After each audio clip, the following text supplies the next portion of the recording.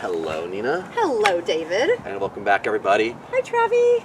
Today I want to talk about the namesake of this page and your community on Facebook, the Equestrian Pedestrian. So we were talking about a woman back in the day when everybody was riding, and she was not interested in riding. So, I think most equestrians, especially my age, will, and probably in any of the more traditional riding stables and facilities, there's always that person.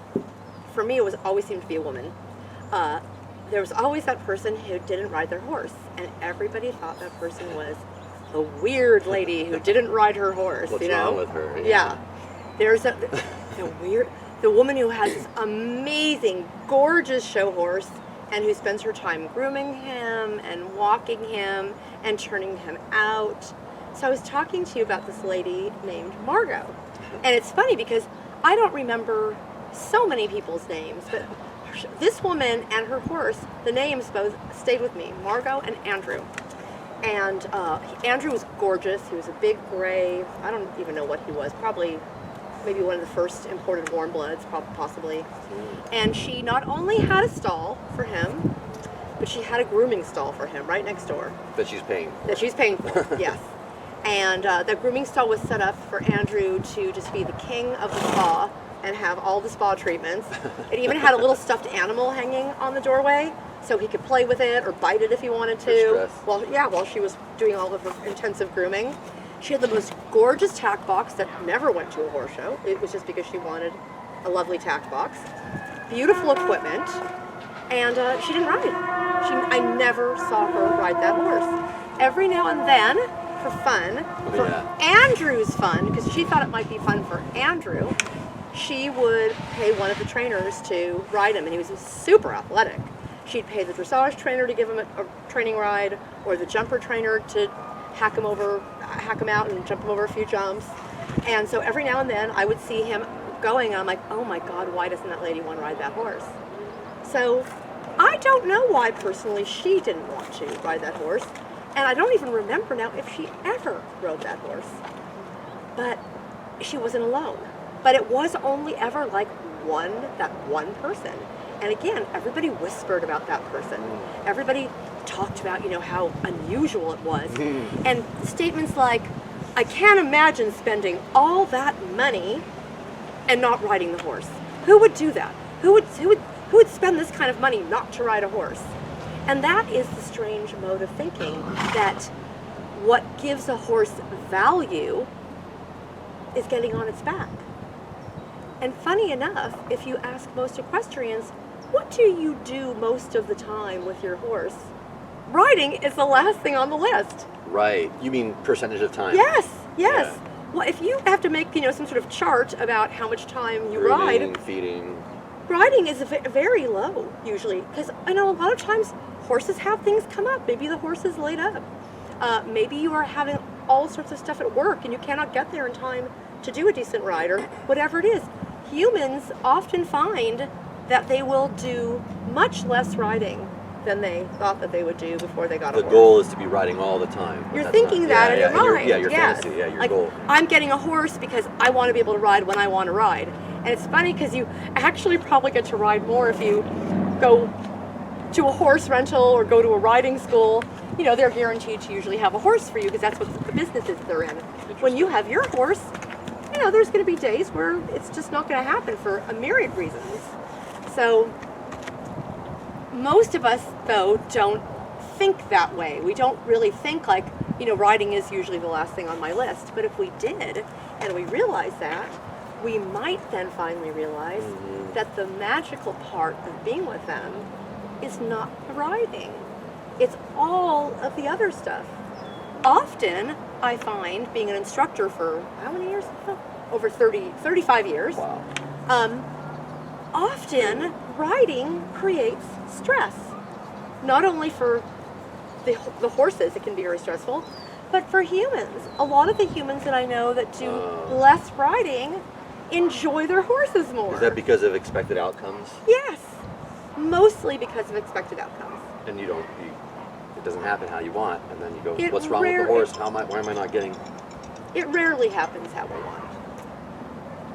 So often, if you would take a little poll, you might find that people who have the least amount of expectation on their horse, meaning, you know, they ride sometimes, but it's not about that. They love to go out and play with their horse, turn the horse out, groom the horse, go for hikes, whatever.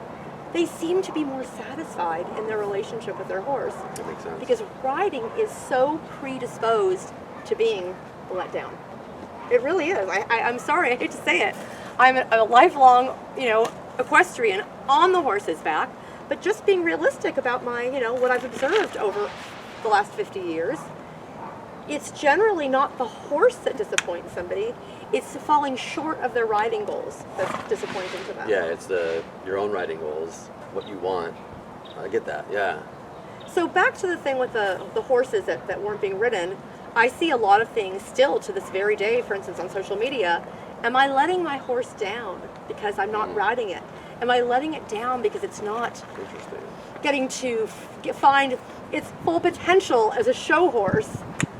Do you really think your horse cares about that stuff? Do you? No. Do you really think your horse cares about that stuff? It's a human thing. We care about that stuff. The horse is very happy normally if it loves you and you're having a relationship to do whatever it is that you want to do. You know, and that's why you see happy horses at the horse show, because the horse is happy to do something for the human that it feels grateful and feels love towards and feels family and kinship towards. But to be honest, this is what they want to do. They would like to stand around in our presence, have the ability to eat something, and enjoy nature. I mean, it's kind of what we're supposed to be doing too. But we stack all of these things, you know, on top of ourselves. Let me tell you how much happier I am right now that for the first time in a long time, I don't have a show schedule. I thought it was going to be, feel like, what am I living for? Yeah, no, I feel amazing.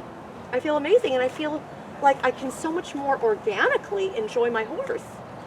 You know, with no ulterior motive and no plan, and just come out and see what the day might offer. And spend your time building these agility courses, doing friending, making videos to give back to the equestrian community.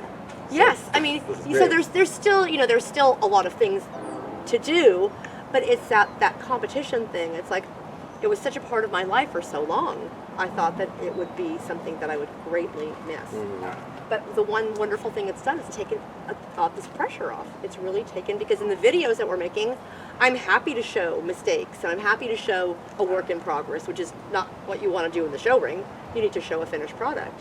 So, yeah, I think we as humans put a lot of weight on our own shoulders, and then think about this. If you're carrying all this extra weight on your shoulders and you get on top of your horse, now your horse is carrying all that weight on top of his shoulders, right? That was deep. That was deep. I like that. And it's symbolic, and and I get it, and it's true. So it sounds like the equestrian pedestrian is not just about the connection with your horse, but relieving some of the baggage and the burden from them, as well as from you, because there's so much expectations in riding and in what's it called, competition. Yes.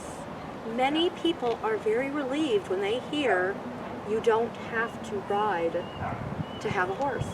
There's so many people out there, there's so many horses that could have such a great life that maybe aren't completely sound, or maybe for some reason couldn't be ridden anymore, that could have such a wonderful, loving relationship and such a wonderful, happy life.